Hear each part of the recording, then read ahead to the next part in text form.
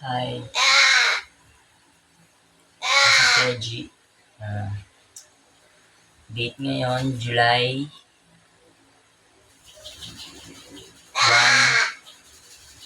2024. May naisip lang akong gawin. Subukan kong mag-fasting ng 72 hours na straight.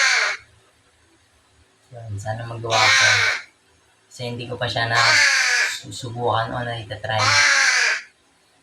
48 hours pa lang. Sana magawa ko. Sana ayos lang.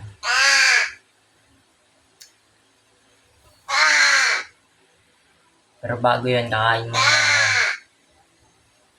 ng isang meal. Start na.